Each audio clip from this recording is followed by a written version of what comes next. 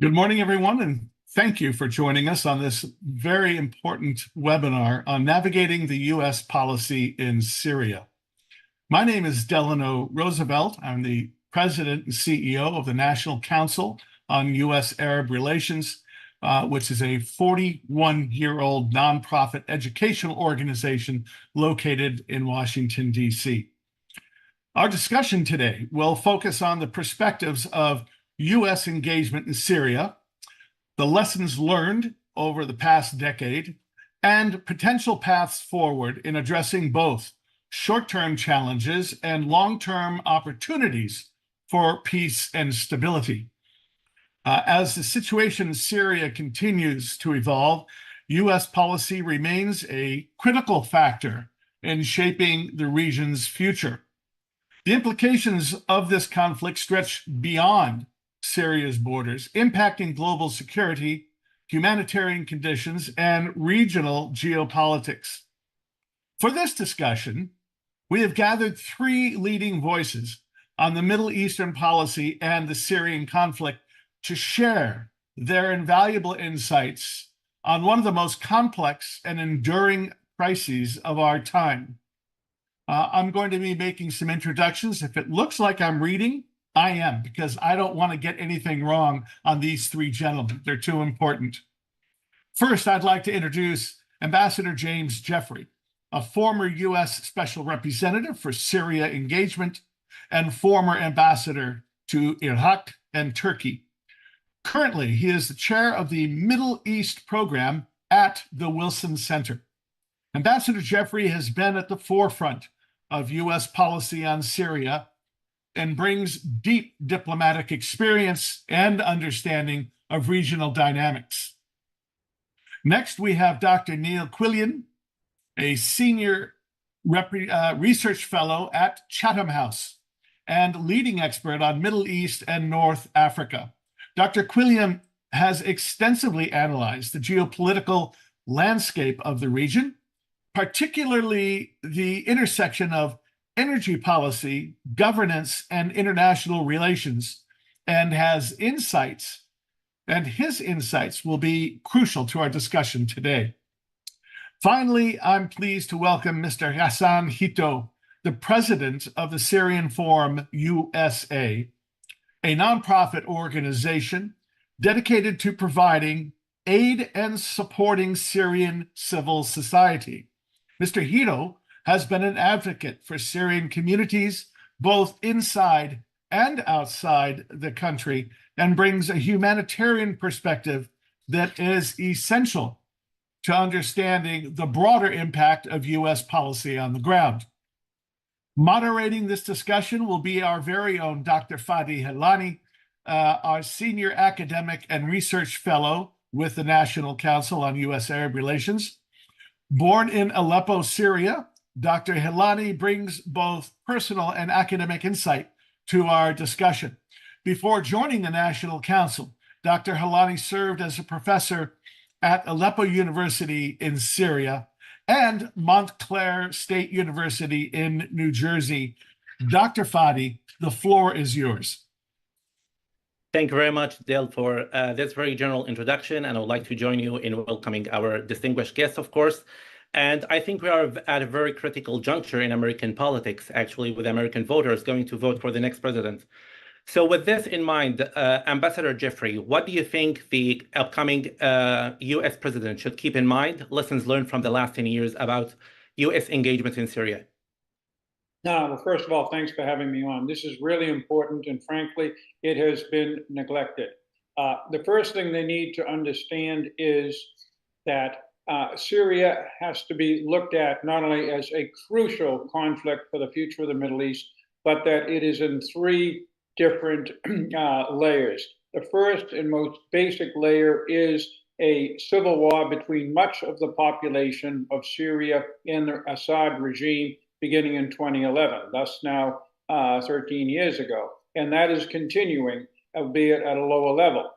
The effort to resolve it was crystallized in UN resolution in 2015, that established a ceasefire call and a call for reconciliation, a new constitution, and various other steps. That resolution is still the basic fundament of policy towards Syria by the US and many other states.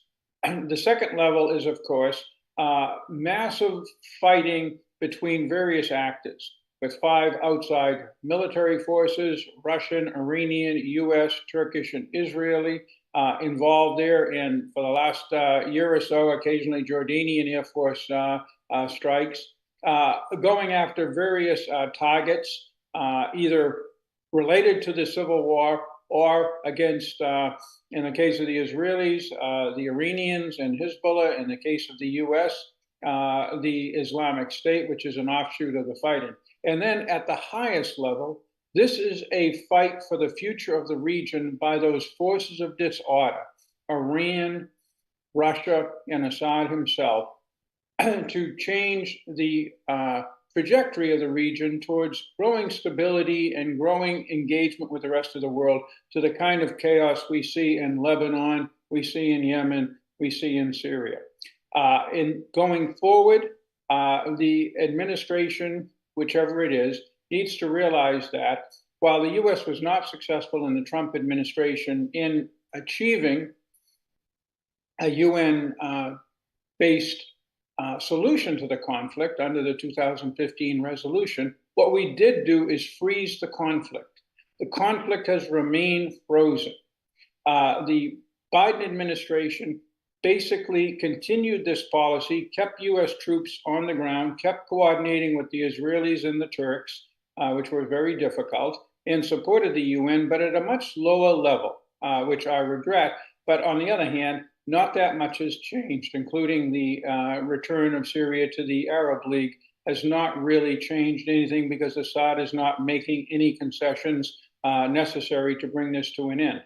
So the first thing the administration, whichever one it is, needs to do is, apart from recognizing the problem, continue to freeze the conflict while seeking with the UN, with our Arab partners, with the Europeans, a way in, potentially with the Russians, a way to move forward. I'll stop. Thank you very much for this background, Ambassador Jeffrey. And I would love to speak about like the US involvement with the regional powers in a moment. But let me focus for a minute on Russia, actually. You mentioned like the US has been actually involved in many regional powers. And we know that Russia's intervention in Syria actually has changed a lot of the political and military scene in the region. With a specific eye on Russia, like we know there has been moments actually of collaboration and confrontation between the US and Russia in Syria. And we know that there were moments of this collaboration when they, of course, leaders from the two sides were trying to deconflict their military operations in Syria. So my question to you, do you think like in the future, like is there a way Russia and US can work together, or is the confrontation between them inevitable? Thank you. This is an extremely important thing. In the Trump administration, we worked continuously with the Russians. Ultimately, Mike Pompeo, and I accompanied him, met with Putin in Sochi in the spring of 2019 to lay out a plan to implement the UN Security Council resolution and bring a permanent ceasefire and peace to Syria. In the end, Putin didn't accept that plan. By the way, that's the same plan that the Jordanian Foreign Minister Safadi and the UN are now pursuing at the moment with Assad and with the Russians. After the Biden administration took office, for some reason they stopped working with the Russians. The negotiations that were continuous in the Trump administration and in the Obama administration were for some reason stopped. This was well before the Ukrainian invasion, so that wasn't the reason. And I've never gotten a good explanation. I remain in contact with many of the Russians who I dealt with both during my time as a special envoy and even before. And they really think that there may be a way forward, because we and the Russians do have joint interests in Syria. First of all, we want the war to end. Secondly, we support, and the Russians have to support because they voted for it, the 2015 UN resolution that calls for a ceasefire and negotiations between the various sides. Finally, the Russians have important interests in Syria that are at risk. They're at risk by the presence of American, Turkish, and Israeli forces. And they're at risk, frankly, and the Russians admit this, by the presence of the Iranians, who are both supporting the Assad regime directly and through surrogates such as Hezbollah and Iraqi militias, but also undercutting the regime by bringing in their struggle with Israel and thus provoking Israeli retaliation, by burrowing into Syrian society and even Syrian religion in ways that make both the Russians and the Assad regime uncomfortable. So I believe that there is a way to get a resolution with Russia, because what Russia wants is a friendly government, not necessarily the Assad government, but a friendly government in continued use of its bases. It's its biggest asset in the Middle East. It doesn't want to lose it, and that's the leverage point we should work on. Thank you. Thank you very much, Ambassador Jeffrey. And it's very clear, actually, that Syria obviously has been a battlefield for clashes between these regional powers. And I would like to elaborate on that kind of conflict between these regional powers. And with an eye on Russia and Iran, Dr. Quilliam, do you think that there has been a kind of power shift, if you want, with the involvement of Russia and Iran, especially after wars in Ukraine and Gaza?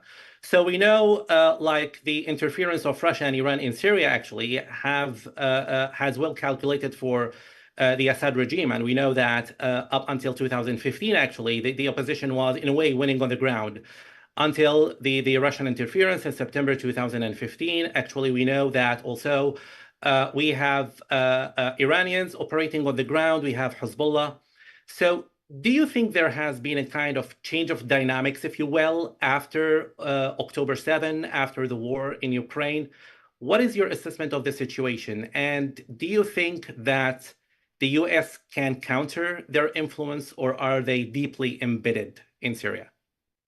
Thank you very much for the question, and also thank you very much for inviting me to speak today. It's a real pleasure to be here. I don't think there has been a significant rebalancing since October the 7th. There are always shifts, and there are always slight rebalancing processes taking place, but I don't think I've seen something massive or major. But to sort of speak to Ambassador Jeffrey's point, I mean, I guess what we've seen an intensification, if you like, of the Iranian presence or Iranian proxy group presence in the country.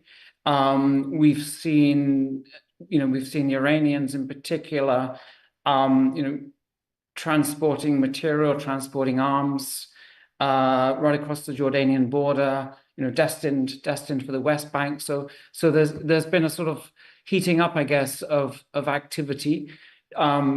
We've seen the Russians set up sentry points in Quneitra. We've seen them sort of running patrols, but I think it's just more. It's almost more of the same. But I guess the activities have been more kinetic because of the Israeli strikes. We saw some over the weekend, some significant strikes, and what seemed to be a deployment of forces for a short period of time on the ground. So I think things are sort of heating up in Syria, but this is where it's really interesting. One of my colleagues, Haidt, has sort of written about this and says that what's so interesting here is that whilst things are sort of heating up, whilst things are escalating because of what's taking place in Gaza, is that Assad is almost sort of disengaging, obviously as part of the axis of resistance, but not really sort of stepping forward into that space, and almost like creating this moment where we can sort of think about normalization, and normalization is complicated for all sorts of reasons, but it sort of fits into that kind of Saudi desire, Saudi and Emirati, but especially Saudi desire to de-escalate in areas of the region because it wants to focus on Vision 2030. So we're sort of seeing some shifts there, if you like. I don't think it's massive. I don't think there's anything major underway. The Iranians are, I think, to use the word you said, are deeply embedded and embedded in multiple ways. And the Russian presence, I don't think has shifted massively, but I think, as Ambassador Jeffries said, I mean, the Russians had a long-term interest in securing its sort of military assets and military bases, and those are things that it's not ever going to want to give up. And those are the points of leverage, I think, moving forward. The crisis of refugees. And we know that the refugee crisis in Syria actually has been the worst of our time. Actually, millions of Syrians have been displaced internally and abroad, and it had regional and global security consequences, actually, and it had determined some of European countries' refugee policies. So my question, Mr. Ghassan Hitto, you are deeply involved in humanitarian aid, and you work on the ground, I know, in Syria and in the northwest. So how do you think, what is your assessment of a humanitarian aid sent to Syria so far over the last decade? And particularly, what do you think the US could have done better?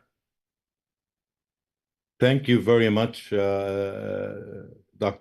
Fadi, and for inviting me to this program. Thank you for the Council of Arab American Relations and Ambassador Jeffries. It's a pleasure seeing you, and Dr. Quilliam for being with us today. I've listened with intent to what the both gentlemen have said. Let me add to that, because the humanitarian aspect is of extreme importance to paint the entire picture, and I would like to our viewers and listeners to think of what I'm about to say in terms of the importance of it for stabilizing the region, stabilizing the country. Like you said, half of the Syrian population have been displaced, and that is close to 13 million people. This is a large number. This makes it, aside from the situation in Gaza, the worst humanitarian crisis in recent history that in the world that we live in today. When we talk about the level of poverty, it's amazing that now in the literature of the UN and the USAID and other countries, you hear now, it's common to hear that's 90% of the Syrian people, and here I'm talking about all of Syria, not necessarily the north only. 90% of the Syrian people are living below the poverty line. 2.4 million school-aged children, they don't go to school. 1 million of those are in Northwest. In Northwest alone, from the city of Jarablus to Afrin to Idlib, that region that perhaps before the crisis have started in 2011, that region maybe had a population of 1.5 million people, and clearly it's relatively speaking underdeveloped compared to major cities like Damascus, Aleppo, and other cities. Today, the population of that region is 5.1 million people. 4.5 million of those have been basically labeled by the UN as people in need. In this region, where this 5.1 million people live, there are 2,000 camps. 2 million people live in these camps. 2 million people, about 800,000 of these 2 million live in makeshift camps. So when you look at the statistics, and let alone the refugees in Turkey, Lebanon, Jordan, and in Egypt and Europe and other countries, so the situation in Syria is really dire. And what's amazing to me, amazing in a sense, very surprising, when we look at the location of Syria, that is shared over 900 kilometers with a strategic US partner, a NATO ally, and also north of another strategic partner of the US. And then we see that this systematic destabilization of this country. When I say this systematic, let me back this with numbers. If you follow the humanitarian response plan, and look, don't take what I'm saying as being ungrateful. as a humanitarian, as a person who have led one of the largest humanitarian organizations inside Syria. I'm very grateful for every help, and as every U.S. official will tell you, the U.S. has been the largest contributor to humanitarian aid, and hands down, that is correct. There is nothing, it's not false. However, it's how much of a humanitarian aid came into Syria. So let me back this with some numbers, and that will paint the entire picture. If you look at the humanitarian response plan from 2014 to 2022, the pledges that the countries made, there's few years, couple of years where those pledges were met at a 60%. Most of the years were 50% or above. So when we're talking about Syria, that has been classified as an emergency response mode, right? Meaning, basically what the UN have decided, this is the amount that we have decided is needed inside Syria, basically satisfies the most basic needs. 50% of the pledges have been met. In 2023, the year of the earthquake that hit southern Turkey and northwest Syria, the level of pledges that have been met dropped. I thought it would increase, dropped to 40%. This year, as of July 2024, the humanitarian pledges have reached only 21%. So when you look at that, add to that the U.S. have dropped its humanitarian commitment by 43%, immediately followed by the UK. Now, if you put these numbers alone, then you will conclude quickly that this country is being systematically destabilized. And when we look at this situation, when we look at education specifically, my dear friends, there are hundreds of thousands of children have been born into camps since 2011. These children are now teenagers. If I take you on a trip with me to go through the markets of Azaz to Afrin to Jarablus to Salqin, Harim, and 19 other villages and cities that I go through in the north, chances are when we meet these young teenagers, rarely we will find a child that knows how to read and write. So unless we pay close attention to the humanitarian needs in all of Syria, then talking about peace building, talking about stabilization, it becomes a very challenging and complicated topic. My fear is that 3 years from now, we're going to be sitting down talking about a problem that is very, very complicated just because we have ignored education so much for over 11 years. And that is going to be very expensive to solve. So without pointing at specific things, this gives you an idea about the attitude of the international community, U.S. is included, is on how Syria file has been handled. Thank you very much, Mr. Hitto. And I think we all actually share your concerns about these challenges facing actually humanitarian aid, especially the funding challenges you mentioned, and even the security challenges, which we know are all the time there.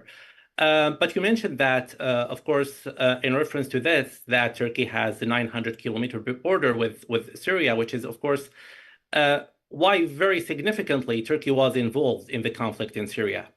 And I know, Ambassador Jeffrey, you were the U.S. ambassador to Turkey. You know very well about the Turkish government, actually how they work on things. My question is, we know that one of the concerns of Turkey in Syria has been the SDF, the Syrian Democratic Forces, which is the U.S. ally in Syria. We know, for example, the U.S. at the very beginning of the conflict, they were supporting moderate opposition groups, and then the U.S. strategy in Syria shifted to counterterrorism strategy. part of the reason why the United States is supporting the SDF is because the SDF is facing ISIS, and they are control, of course, of some of the camps which hold the jihadist fighters and their families. How, in your opinion, is the U.S. maneuvering, if you want, its alliance with Turkey as a NATO ally and its alliance with the SDF in Syria? Thanks for raising that point. It is a very controversial one, and it occupied probably more of my time than any other issue, including even negotiating with the Russians or dealing with the Syrian opposition, which were very important. Turkey has a pressing issue in the PKK in general, in its presence in the guise of the Syrian Democratic Forces in northeast Syria in particular. And it has a difficult diplomatic issue because its main ally in the world since the Korean War, the United States, is supporting the SDF. This means that Turkish rhetoric and at times Turkish actions appear to be very much opposed to the United States. And this is a major issue of discussion in every meeting of US and Turkish officials.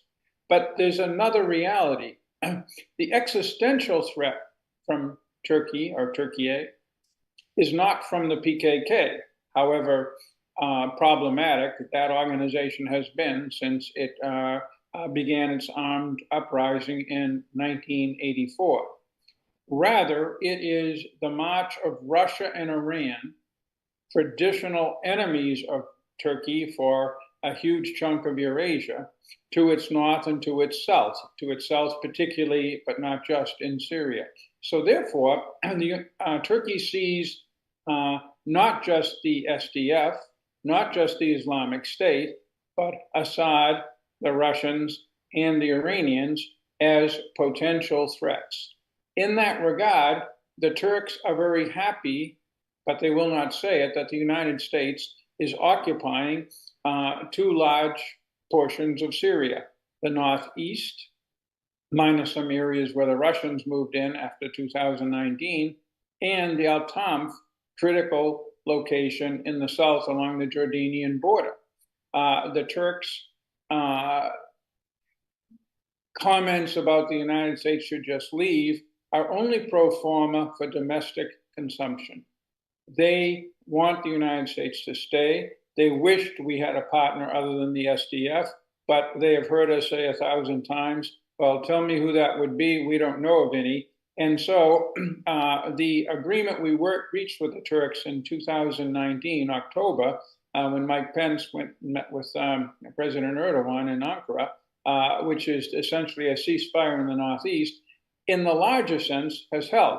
Now, there have been thousands of exchanges of fire between the SDF and the Turks in the northeast, but there's been no significant movement on the ground. And by the standards of Syrian ceasefires, it's another ceasefire. And both the United States and Turkey are committed to keeping it.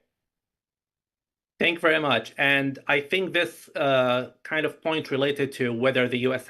should stay or not is a discussion point I would like to raise actually in a follow-up question. But if we are still on the point of Turkey, Ambassador Jeffrey, recently there have been talks about possibilities for the Turkish government to open relations with the Syrian government. And we know recently there have been talks about a possible meeting between Erdogan and Assad. If this happens, and if the Turkish government re-engage with the Syrian government, how do you think the U.S. will navigate this complexity? In the Trump administration, we would have actively opposed it.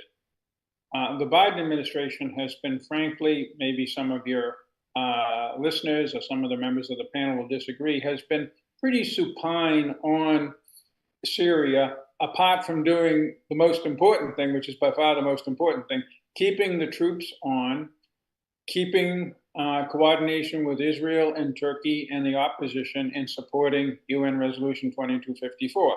While it hasn't done that with any particular gusto, it's done it enough to keep the policies that we instituted in 2018 to 2020 going. And that is very important. The U.S., whether it reacts badly as we did to the Emiratis in 2019, or basically not particularly enthusiastically, but not harshly, when the Jordanians in 2021 and 2022 pushed for Arab League recognition of a return of Assad. It isn't going to matter, because the underlying reasons for the splits between Jordan and the other Arab states and Assad, and between Turkey and Assad, remain. Until something changes, and that mainly means Assad changes his position on the treatment of his own population, on his welcoming of Iran, and allowing Iran to threaten in various ways Israel, Jordan, and potentially Turkey, there is not going to be any real rapprochement, and most importantly, Turkey is not going to withdraw its forces.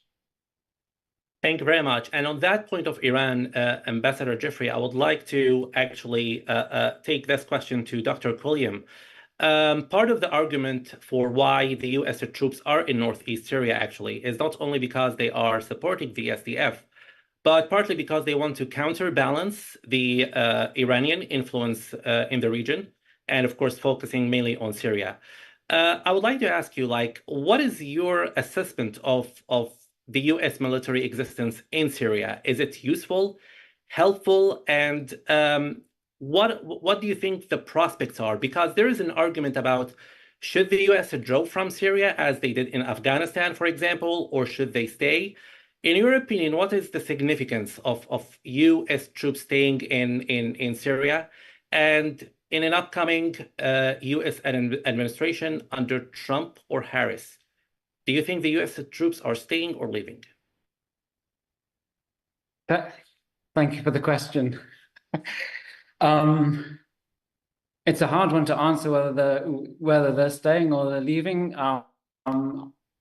My wish would be that they're remaining. Let's leave it at that. I imagine with a Harris presidency, I think we'll probably see more of the same. So I'm not sure that there would be, a shift to withdrawing. I think with President Trump, I'm a little uncertain as to where he would go with that policy.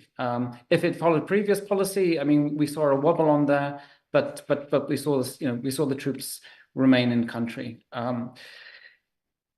So yes, I mean, clearly they're serving, an important purpose.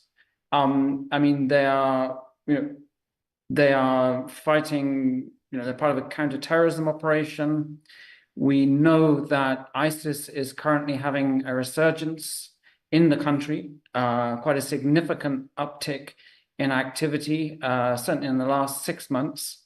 So it's important that that the presence is there. It's important that the U.S. troops stay in country because of the Iranian interests, because of the Russian interests there. I mean, sort of withdrawing that card would create a vacuum that would be very quickly filled, most likely by the Iranians, although the Iranians are already very, very much present in the country. So the way I view it, it's a very important card. It gives the US leverage. It also, they've now been working very closely with the SDF, for a sustained period of time. That's an important ally. And I think in a region where states have been concerned about, US commitment, I think if there was to be a withdrawal, if the SDF were essentially cast aside, I think that would cause a mini earthquake, if you like, politically and diplomatically. I think the Saudis would be even more concerned than they've been concerned in the past. The Jordanians likewise. So so it's much more than just having that 900 troop presence on the ground. There's a bigger picture than that. Thank you very much, and I'm sure it's very hard to predict whether U.S. troops will stay or leave, and I appreciate your input here. And talking about the resurgence of ISIS, Mr. Ghassan Hitto, I know to the best of my knowledge that your foot on the ground, if you want, is in the northwest of Syria. But what is your assessment to the humanitarian aspects in the northeast? We know that there has been the issue of managing the concentration camps where the families of, the ISIS fighters are kept. There is this humanitarian issue, and we all know about the Al-Hawl camp, for example. How do you think the international community should address this, especially that we know that there has been an issue, of course, with European countries and other countries repatriating the jihadist fighters, and now especially, of course, with the resurgence of ISIS. How do you think the international community should address the humanitarian issue in the Northeast? Let me just make a couple of points on the points that Ambassador Jeffries have made, because I think it feeds into this question. If we see President Erdogan and President of the United, Bashar al-Assad, shaking hands tomorrow, what does that mean to Syria? Tomorrow, it means nothing, because the situation of the refugees will remain the same. Turkey will not resolve the issue of the refugees. The issue of safety will not be resolved inside Syria. The common wisdom, no one will disagree on this point, that Syria is not safe for the return of refugees, let alone the amount of destruction that took place inside Syria. There needs to be a lot of groundwork in order to receive back those refugees and repatriate a lot of Syrian citizens back into Syria. And the same to your later questions to Professor Neil is will the U.S. leave or not? Look, I'm gonna spin it differently, right? Assume the U.S. left in the same style as it left Afghanistan. It further proves the point that I was making earlier during this program, and that is a systematic approach to destabilize the region. Then we will all be justified to scratch our head. Why? Why are we destabilizing this region in this vicious manner? So now, what should the international community do? Humanitarian assistance is directly related to stability. You cannot separate the two. Building relationship with Assad, working towards UN resolutions 2254 that Ambassador Jeffrey spoke about. This is all good and well, and we support. But the amount of assistance that is needed for Syria, it has to be looked at differently if the stability of the region is of key importance to the international community. So whether it is on the northeast, northwest, in Damascus, remember, there's a lot of suffering we all should agree that there is a great humanitarian concern in area under the regime control. This regime is unable to manage, and he doesn't have the will to do anything. He's just careless and letting two other countries roam and almost manage day-to-day operations inside Syria. So putting a lot of focus on him, I think, is of no significance. We should. I mean, we need the country to be stable. We need a solution, absolutely. But the question that you've asked regarding humanitarian access, I'm gonna just give it to you from basically the bottom line is, as is, the humanitarian assistance is not enough. The international community has said we need X, and they paid half of that X.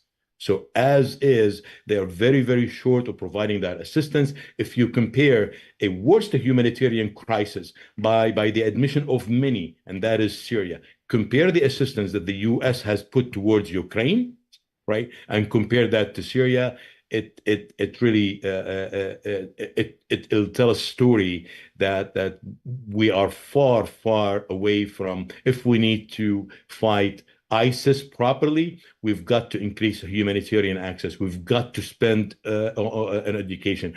If we need to make sure that Syrians don't fall into the lab of Al-Qaeda and other extremist organizations, we've got to spend on education and humanitarian assistance. This is the work that needs to be done. Northeast, Northwest regime areas, we've got to focus on education, and otherwise these kids, young men, will fall into the lab of these extremists, and the problem will be a lot more complex, a lot more expensive to solve as time goes by. Thank you very much, Mr. Hitto, for highlighting this very important point about education, actually. And I appreciate the fact that you mentioned the areas in Syria under the Assad regime control, because many people speak about the Northeast, the Northwest, but areas under the Assad control are no better than those two, actually. And this has been actually an aspect which the Assad regime has been using sometimes to blackmail the Arab Gulf states, actually, in return for having the refugees coming back, of course, to Syria. And on that point, I would like to a little bit expand, actually, on the Arab Gulf states and the Arab states in general. We know that the conflict in Syria starting in 2011 was part of the broader Arab Spring. And at the very beginning, there was support for the Syrian opposition from Arab states, especially Jordan and some Gulf states. But in the mid-2010s, actually, this kind of support waned, if you want, and with Assad actually gaining more regions in Syria with the support of Russia and Iran, there has been a shift in the way the Arab states approached the conflict in Syria. And recently, last year, 2023, Syria has been readmitted to the Arab League. So my question, Ambassador Jeffrey, as we know, the United States opposing the Assad regime, having sanctions on the Assad regime, how would this upcoming administration, whether it's Republican or Democrat, navigate, if you want, the Arab Gulf states' involvement with the Assad? And on this topic, do you see any kind of future perspectives to the Arab states opening up relations with the Syrian regime? That's a really good question, and I'll answer it indirectly first. How the U.S. would react to a new administration would react to the Arab League approach, and particularly if it began to have success, which would mean Assad accepting the roadmap that Foreign Minister Safadi in particular has laid out, would depend, first of all, on whether the United States had a comprehensive strategy towards Syria or not. It had one in the Obama administration. It had several, as you know, from time to time. We had one in the late Trump administration. There doesn't seem to be one in the Biden administration. It's rather a whole series of things: support 2254, have the UN be in the lead, fight ISIS, keep our troops on, coordinate with Israel and Turkey. But there doesn't seem to be a larger geostrategic focus, even after October 7th, when the role of Iran in the region has become so obvious. So the first thing is, will a Harris or a Trump administration have an overall view of the region and Syria's place in it? That will then determine by deductive reasoning how you approach the Arabs and any success they have.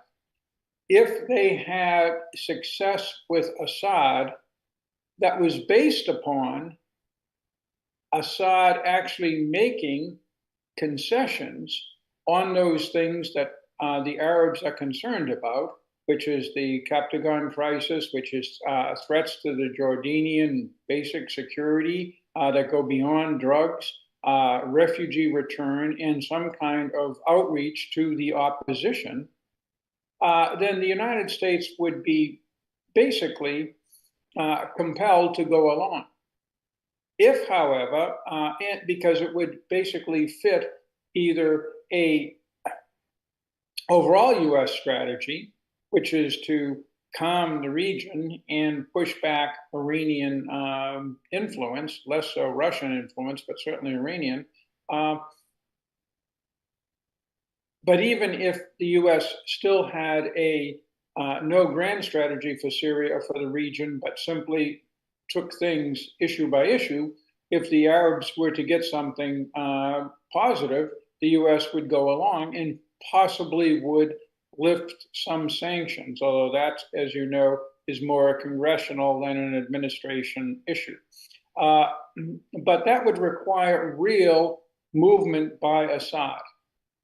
And that is the big question that many of you have been following for years.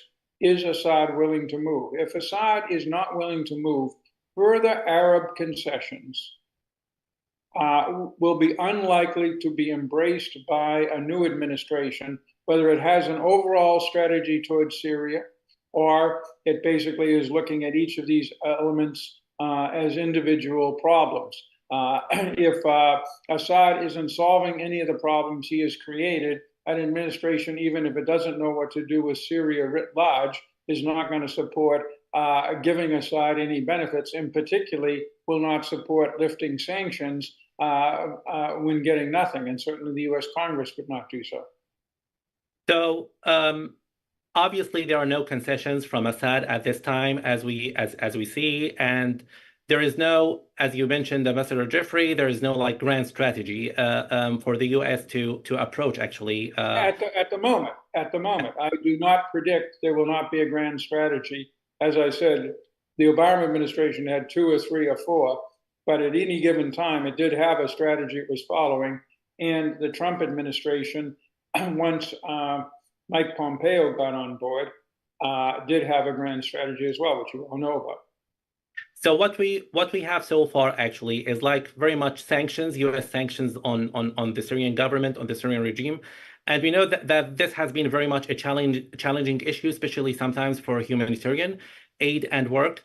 And before I elaborate on this humanitarian part with Mr. Ghassan Hitto, I would like just to ask you very quickly, Dr. Quilliam, this kind of sanctions-only policy, if you want, which the United States is taking towards the Assad regime, what is your assessment of this strategy? Is it successful? There have been actually arguments about some people who are saying these sanctions should be lifted, these sanctions should be combined with something else, these sanctions should be moderated in a way, modified.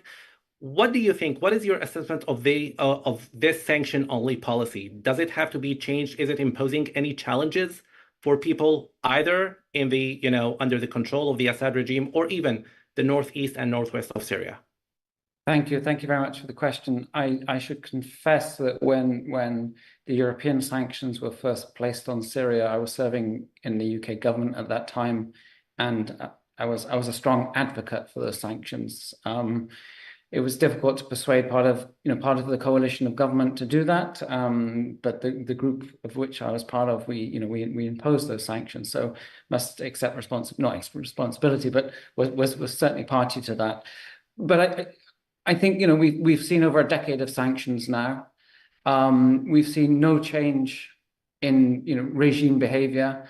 As Ambassador Jeffries was sort of alluding to, I mean, Assad has made no concessions whatsoever, and I think on the broader scale, sanctions, and we've seen it in other theaters, tend to hit the public or tend to hit the population. I mean, targeted sanctions or smart sanctions, as we like to refer to them, can be effective, but they're on the whole evaded, and trying to stop that evasion is very difficult, very time consuming, very complex. So it becomes more of I think, an ideological issue than one of great utility. So there's a sense that one's doing something by applying sanctions, and that gives a certain feeling, perhaps, of merit. But actually seeing the impact on the intended targets, it's very limited, and so the population ultimately get hurt, and that's the balance. And I would say, from my own position, my own sort of an analytical position, I sort of shifted it over the last couple of years away from this sort of, we must be seen to be doing something, or we must feel that we're doing something. If it's not working, then we definitely need to revisit and redress that. Thank you. Thank you very much. And let me take this to you, Mr. Ghassan Hitto. Is there anything you want to follow up with, Ambassador Jeffrey, before I take it to Mr. Ghassan Hitto? Because I have a lot of sympathy for Neil's position.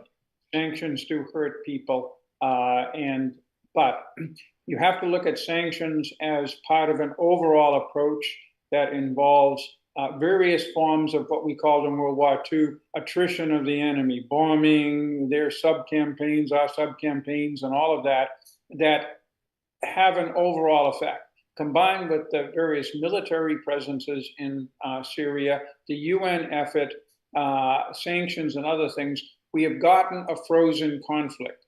That is not a solution, but it is better than what we had before, up until 2018, 2019. Now, where I agree with Neil is, and where I disagree with the Biden administration is, I felt it was morally acceptable to do that sanctions and certain other things that we were supporting, only if you had a way forward to resolve this conflict. So it was a either or. The Biden administration, by giving up any real effort to pursue a larger solution other than pro forma support for the UN effort, I think has raised questions about the moral virtue of those sanctions. But again, taken along with everything else that we and other countries have been doing, it has managed to freeze the conflict. That's not a heroic result, but look at Ukraine, look at Yemen, look at Gaza, and freezing a conflict begins to look better than the alternative. And exactly, and under this moral question, we know sanctions have challenged, actually, humanitarian organizations working on the ground. And I want to take this to you, Mr. Ghassan Hitto. Like, with those sanctions in place, we know that there have been many challenges with the humanitarian work and aid, especially in the Northwest, where your organization also operates. In your opinion, like these challenges, we know that the Northwest, for example, is run by a local governance, right? And the humanitarian support which you provide, which other organizations provide, are indispensable. How do these organizations like yours maneuver, if I say, work under these sanctions?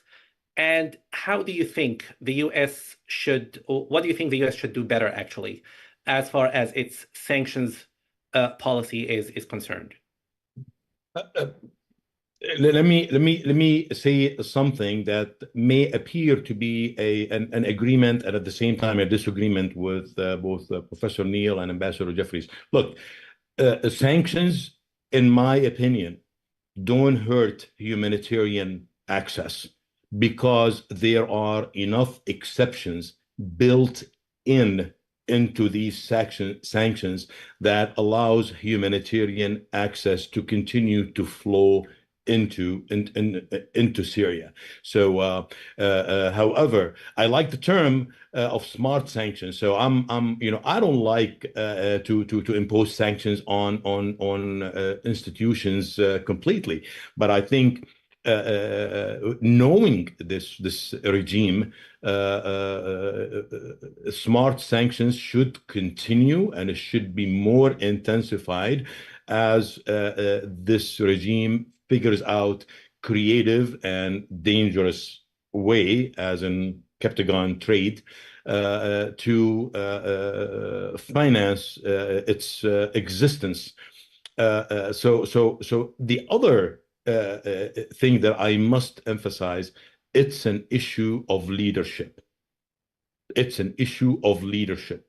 When we talk about the Saudi and the Emiratis and Turkey, for that matter, and other countries, let's not forget, and gentlemen, let me tell you, these countries will look to the US, will look to the UK for clear positions, and that will impact their decisions on how much they will spend and invest in the humanitarian access. So to me, yeah, sanction should remain. I am definite, and I don't believe that they hurt humanitarian access. I think it's the other narrative that pushes, oh, all these sanctions on the Assad regime, it's hurting people, it's not hurting Assad. I'm not convinced of that. There could be some of that, maybe because of how these sanctions are applied, but in principle, there is enough language and there is enough exceptions where actually both countries and even Europe and the UN were cognizant of the fact that these sanctions should not impact the humanitarian aid inflow into the country. It's the behavior of the regime. It's the regime that there is plenty of evidence that this regime actually took humanitarian access intended to reach the Syrian people, and guess what? And pushed it to the black market, and they were selling it for profit, right? So it's again it's an issue of leadership to ensure that the U.S. does not, and unfortunately, President Obama have set a bad precedence with his red line on the chemical attacks, right? And when he did not deliver on that red line, guess what happened? That opened the door for Russia and Iran and for those who supported the Syrian people, the actual victims, right? It actually pushed those to basically become relaxed, become a little bit indifferent, maybe, to the crisis, because the U.S. showed that it's not a priority anymore. Let Assad do whatever he wants to do against his own people. Let him continue the killing. Let him continue the bombardment. Let's not forget that at the time, up until 2016, 2017, barrel bombs were dropping from the skies. Those were not smart bombs, and they were causing tens of thousands of displacements every time each one of these bombs, dropped on the head of the people. That relaxed attitude, this indifference, this basically, I'm trying to find words that don't get me in trouble as a humanitarian. To me, it's an issue of leadership. We cannot let the country dive more into being destabilized.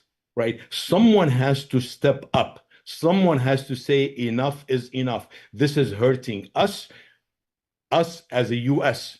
This is hurting our allies. This is not sustainable. And the behavior of this regime that had his chance and share of power for 50 years, he and his father. And I think someone should put a stop to that. Looking for an alternative and keep saying that there is no alternative. I mean, look, so what are you saying? The Syrian people are stuck between ISIS and Assad? That's not fair. That is not even logical. Forget fairness aside, right? There are many options in this spectrum that someone who cares, and someone who is interested, and someone who has not fallen into complacency will find solution to this problem in the north and all of Syria. So I think sanctions are not necessarily hurtful in its absolute. And also, I will bring it back to an issue of leadership. The world is looking to the U.S. to basically say that Syria is important, and we will not accept that Syria will remain in the situation that it is right now. And I would like to second actually your argument, Mr. Hitto, about like it's really very unfair to argue that there is no alternative and to keep the Syrian people actually stuck between, of course, like ISIS and the Assad regime. And I would like to come back here on this idea to the point you mentioned earlier, Ambassador Jeffrey, about the frozen conflict. And let me very quickly remind our audience that they can send us questions to our email, questions@ncusar.org. That is questions@ncusar.org. So you mentioned, Ambassador Jeffrey, that now the situation in Syria is a frozen conflict, which actually indeed it is. We know that European countries, for example, will not contribute to any reconstruction efforts in Syria unless there is a regime change, if you want, or a political settlement. We know that the Assad regime is not going in this direction so far. At the same time, there is a very huge risk of keeping the infrastructure in Syria decaying. So with no regime change in prospect, with no political solution, and with nobody willing to contribute or fund reconstruction as the status quo, how do you think the international community, the US, should navigate this complexity? Again, I would strongly urge the new administration to build on the policies that have been carried on since 2018 over 2 administrations. Basically, that set of things, and we've talked about many of them, from troop presence to working with allies to 2254 to sanctions, to keep the conflict frozen while moving out in a far more high level and organized way to resolve the conflict. The answer to that is in Moscow. I would like to say Moscow and Tehran, but I don't think that any American administration is going to have much success with Tehran. The answer is Moscow, because Moscow is not happy with what is going on in the Middle East, and it sees, as you mentioned, we had for the first time Israeli ground forces running amok inside Syria just the other day. As I mentioned at the beginning, I used to say 5 outside military forces, and now the Jordanians from time to time are doing strikes against Assad, the Iranians, and others. And this is just going to get worse. It's just going to push the Russians into an ever riskier position. So there is a way to deal with this.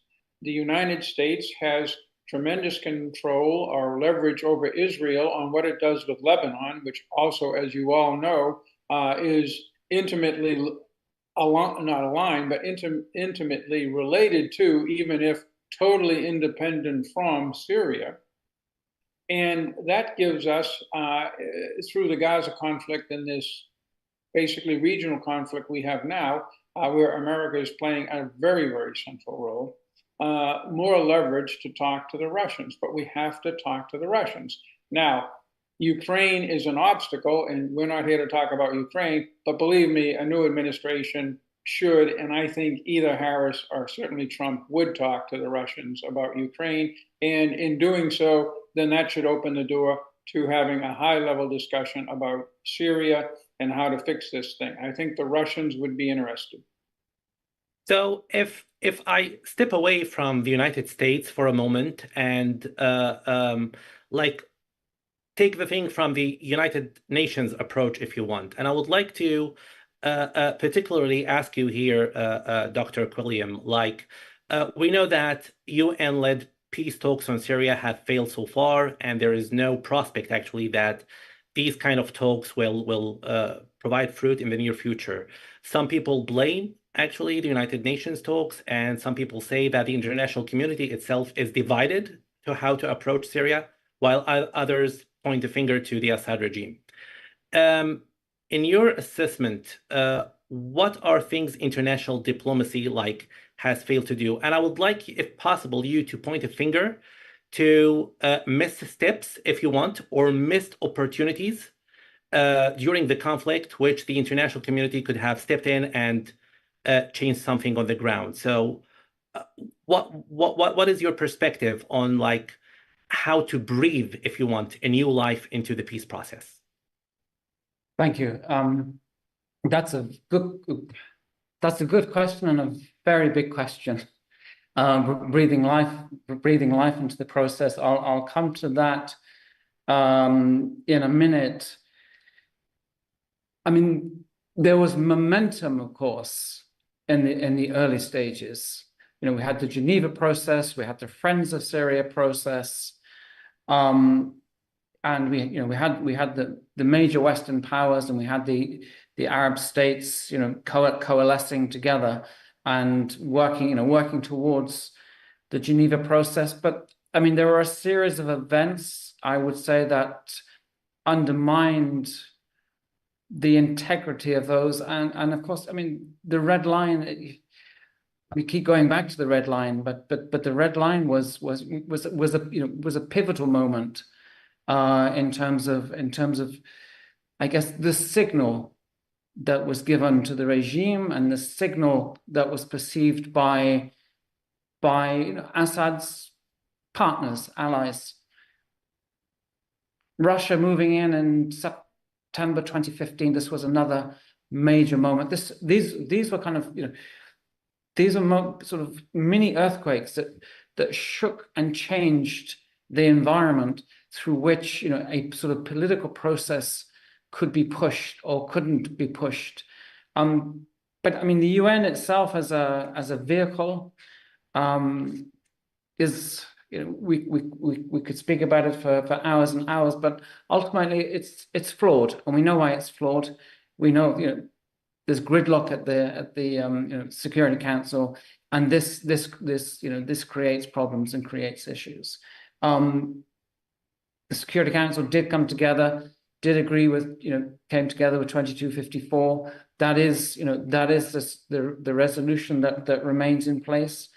But as an organization, I mean, the UN just does not have the capacity. I mean, they've done some very interesting work, some very interesting sort of low-level work with civil society. You know, they've tried to build from bottom up and made some progress. But when it comes to the realpolitik, the real decisions right at the top, it just does not have the authority or the weight to push through with that. And if you don't have all the big players on board really pushing ahead, and then if one wants to sort of ascribe responsibility or blame, I mean, everyone has to accept their part in that. But you know, the regime, I mean, you know, we're talking about it today when we're talking about normalization. I mean, Assad has made next to no concessions. I mean, he bags what he can take. He takes those relations on normalization. They won't necessarily advance for the reason Ambassador Jeffries said, particularly for Turkey and for Jordan. But he takes what he can. I mean, we've seen the Astana process, of course, and that's a subset, and that very much talks to Russia and Russia's role. And I think if we're thinking about how to move things forward, I would agree, entirely with Ambassador Jeffries that I think Moscow is the place, and that has to be a US, Russian conversation. I don't think Iran could be party to those conversations. Obviously, that's complicated in itself. But I think drawing out those differences, and at times we think they're vast, and at times we think they're less, but there are major differences in the way that Russia and Iran view and engage in Syria. I mean, Russia wants a sovereign state with institutions through which it can deal with, whereas the Iranians have sort of been burrowing under, and I would say undermining what remaining state structures, what military structures exist. and has compromised the integrity of that which operates in opposition to what the Russians want. So I think, the door to a solution to this is definitely in the Kremlin. Thank you. Thank you very much, Dr. Quilliam. And if I take my final question to you, Mr. Ghassan Hitto, before I take questions from the audience. You mentioned a few minutes ago, like it's very unfair for Syria to be stuck between, of course, ISIS and, the Assad regime. With an eye on the Syrian diaspora, actually all over the globe, in the United States, in Europe, the Syrian diaspora has intellectuals, professionals, and of course, people who are involved in all types of activities. So what role do you think the Syrian diaspora here in the US, all over the globe, can do for a future Syria? How can they get involved? The Syrian diaspora is a great potential that has not and a treasure that has not been mined properly. Although many individuals in the Syrian diaspora have been very active, effective in all sorts of areas in advocating the Syria case or the Syrian cause. So I think paying more attention to them, whether they are in the United States, in Europe, Latin America, Arab countries, there is a lot of potential for that. For us in the Syrian Forum, we have started an initiative that pays a close attention to the diaspora. It's called Invest in Syria. In the context, in light of the situation of the humanitarian aids and assistance that is needed, we thought that we have to start an organic track, basically a Syria-driven track, and we called it Invest in Syria. The idea here is to encourage Syrians in the diaspora to invest in the country.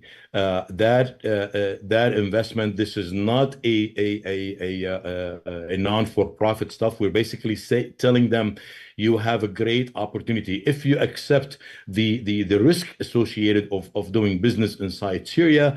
There is a financial benefit to you, but we're looking from our perspective as a Syrian Forum, we're looking at the social impact of such investment, and that is at the end of the day creating jobs. And when we create jobs, that means people are employed, they make income, and less and less dependence on aid. We will be able to encourage more students to go back to school. The chief reason for students not going to school, remember the number that I shared earlier, 2.4 million school-aged children don't go to school. The chief cause for not going to school is economy, is basically those children have to go and work. So when we have investments created inside Syria, all sorts of investments, small, medium, and large, we will be able to create jobs and help family engage from dependence on aid. So I think the diaspora they provide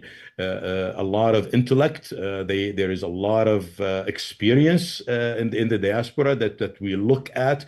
Even at the Syrian Forum, we do a lot of we train a lot of individuals inside Syria remotely by using resources in the diaspora.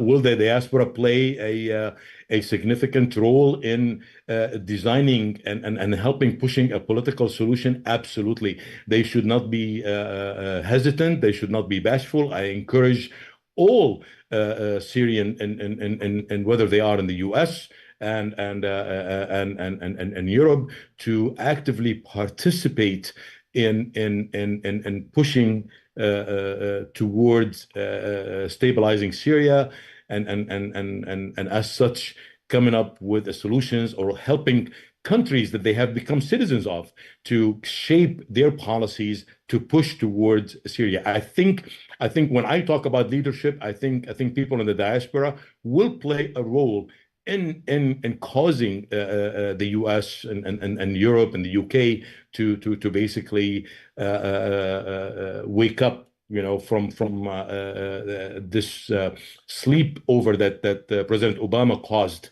with that his earthquake of that he created by the red line. They need to be active, and they need to advocate the Syrian cause. They need to be in the hallways of Congress and the Senate. They need to be talking to the State Department, to the White House, and be vigilant and be persistent and be tenacious in making sure that their voices are heard. So their role is of great significance, and they should not underestimate what they can do. Talking about earthquake, by the way, and I love this analogy, Professor Neil. Now you've taught me something new. Is another little earthquake that's going to happen, and I hope it's not going to be the nail in the coffin of the Syrian cause. Now we're talking about the lapse of the Caesar Act. You know what's going to happen when the Caesar Act lapses?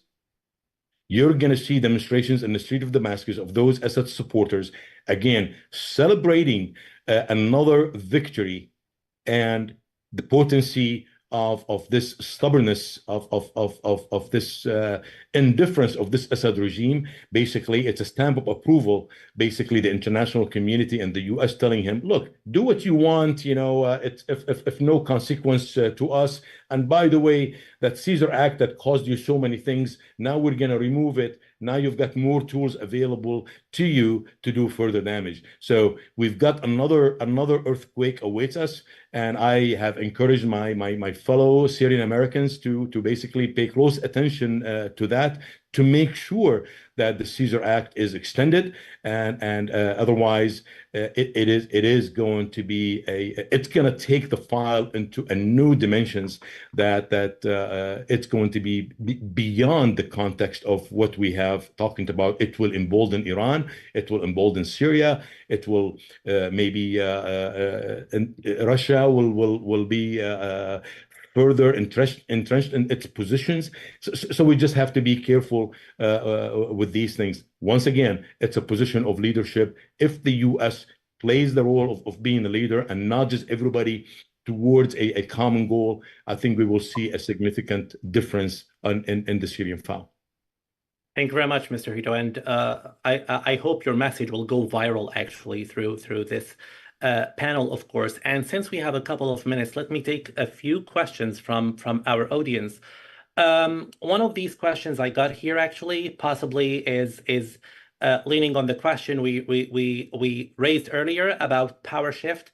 So the question here: what are the implications of recent geopolitical shifts in the region after a possible ceasefire in Gaza?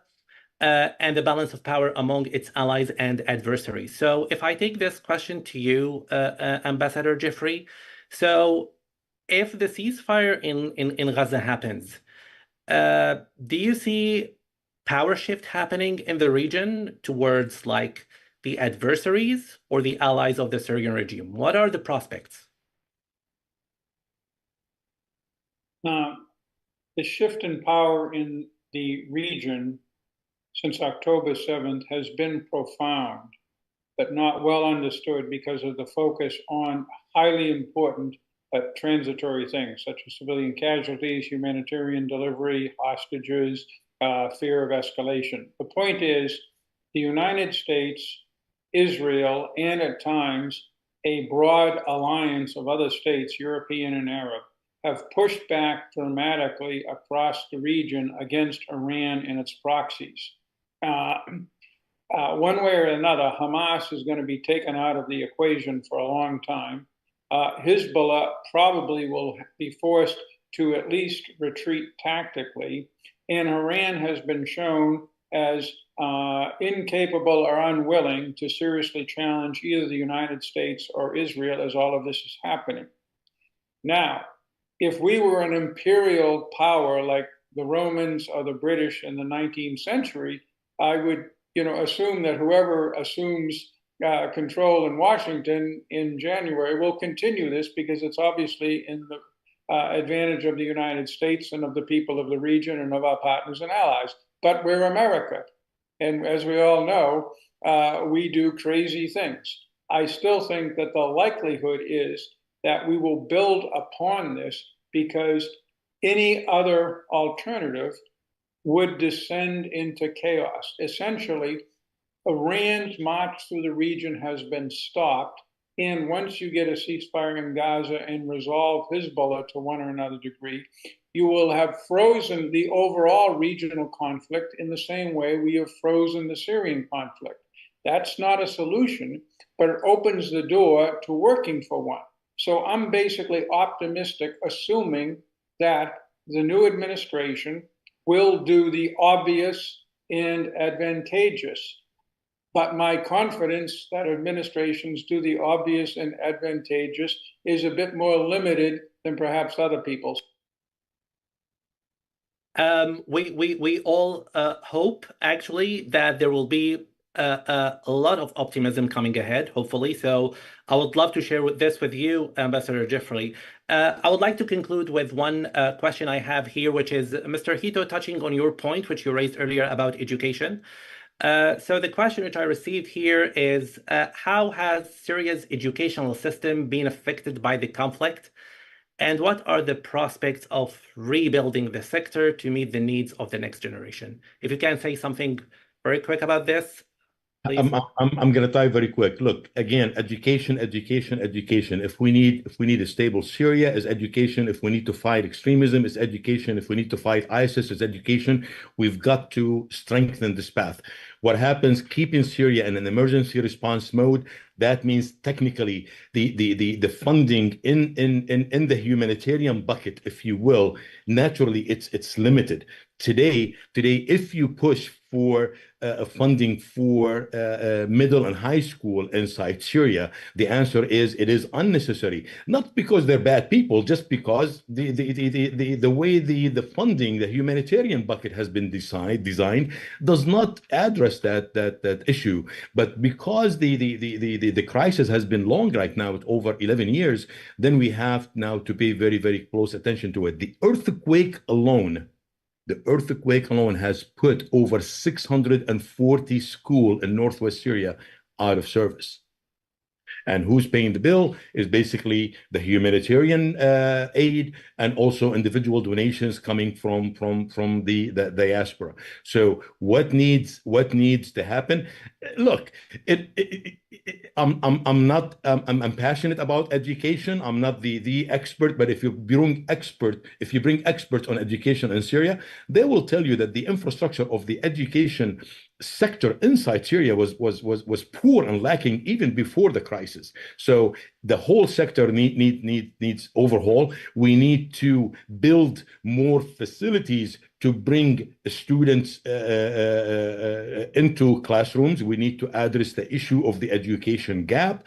We need to figure out how we can implement more vocational schools. Not all students, need to or have the abilities to complete high school and go to universities. We have to pay close attention to creating funds for middle and high school and higher educations, universities like the University of Aleppo and other universities inside Syria.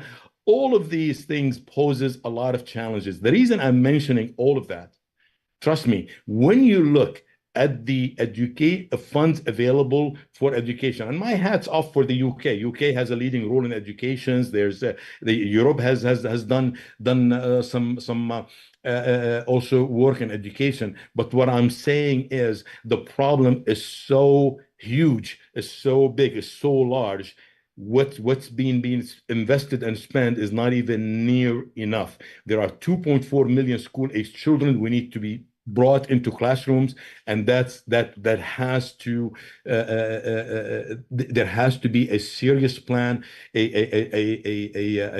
serious funding to achieve that. Once again, Europe's interest is at the heart of education. U.S. interest is in the heart of education. The region interest is in the heart of education, because if we don't do that, the alternative is extremism. The alternative is ISIS. The alternative is crazy people roaming the streets. And this is what we don't want. We want to raise a generation that aspires to a good life, We want those kids to basically get out of their mind that they are destined to live in makeshift camps, and there is another life, a better life waiting for them. And the only way we can do that is we take that child out of a tent and put him inside the classrooms so we can give him a glimpse of what a normal life is.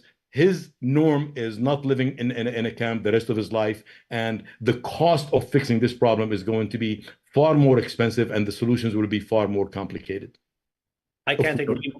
I can't agree more, Mr. Hitto. And if I can take one final question only, and I know we touched in some detail about this, but if I can conclude with this question to you, Dr. Quilliam. So the question here coming is, how has Syria's economy been reshaped by the war, sanctions, and regional trade dynamics? I think we addressed this already, but if you can say, and what are the potential avenues for economic recovery? If you can address this part of the question, please. So what do you think are the potential avenues for economic recovery in Syria? If you can, just in 1 minute, please, take this. Sure, I can probably do it in half a minute. I mean, I don't think early recovery or recovery is going to take place until there's a political solution. I think the issue is, it really requires the US or the EU to come up with the funding, and that, until those conditions are met, the money's not going to come, essentially. If normalization with Syria goes ahead and Assad makes those concessions, then we may see some funding coming in from the Gulf. We have seen the Emiratis putting some money in, but everything is contingent on those concessions or coming towards a resolution. The Russians, the Iranians, the Chinese are not going to be putting money into reconstruction or reviving the economy. So let's see how this plays out, and hopefully there will be some concessions, there will be some funding. And on this hopeful, if you want to kind of note on funding, on education, as Mr. Hitto referred to, and the optimism which Ambassador Jeffrey referred to, I would like to conclude this panel with a positive energy vibe, if you want. So we all agree that Syria is actually not an isolated conflict. The impacts are regional and global. And there should be interference actually from the United States, from the international community. There should be military cooperation, humanitarian aid, economic support, all parties working together actually to defroze that frozen conflict, if you want, and bring a solution to the crisis in Syria. With this, I would like to thank you very much, our generous and distinguished guests, for your thought-provoking, I will say, points, discussions, and answer to the questions. And I would like, actually, hopefully, to carry on this discussion, actually, in the future. And thank you very much. I will turn it back to Dale. Fadi, thank you very much, Dr. Fadi. To all of you out there, I know we're coming right up on our finish line here. So I would very much like to thank Ambassador Jeffrey, Dr. Quilliam, Mr. Hitto, for your valuable insights. I think this conversation is a vital step in continuing the dialogue of how best to navigate the U.S. policy with Syria. I'm hoping that people will be listening and will be reviewing this. I think that the most valuable part of us getting together like this is to take your passion, your intellect, your incredibly valuable insights from your actual experiences, and to be able to share them with our viewers who are, some of them might be very up on the situation happening in the region and in Syria specifically, but I would venture to guess that a lot of viewers would not have the information that you've related today, and I'm hoping this will stimulate some terrific thought. I can't wait to share this with our thousands of Model Arab League students that participate with the National Council every year. This would be wonderful, thought-provoking, and we look forward to circling back to you all for an update, hopefully with some more positive news in the futures. So with that, I thank you all very much. Roland Robinson, thank you. Roland is is my most valued staff member who put this all on and will make sure that this is on YouTube for further review. Thank you, Roland, for all the time that you spent to set this up. Dr. Fadi, you killed it. This was terrific.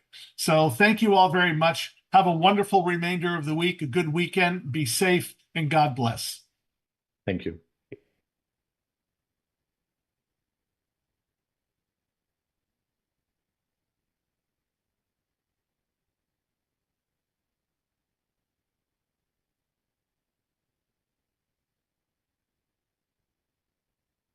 We're out.